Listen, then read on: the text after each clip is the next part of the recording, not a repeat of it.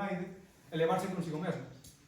Pero de non ser como tres persoas como as que temos aquí, Felipe, Aurelio e Alejandro, do que estaríamos a falar non é de que se perderían un pequeno grupo de vivencias destas persoas, unha pequena parte desta historia, senón que estaríamos a falar de que se perderían multitude de historias ao completo, repercutindo de novo na historia dun pobo, dunha comarca, dunha comunidade autónoma, dun país e en parte da historia universal. Moitas grazas.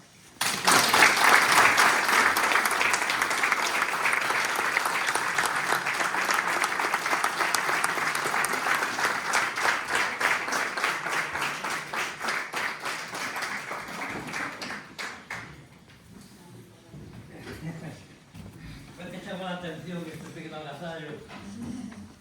Eu teño unhas botas que me regalaron.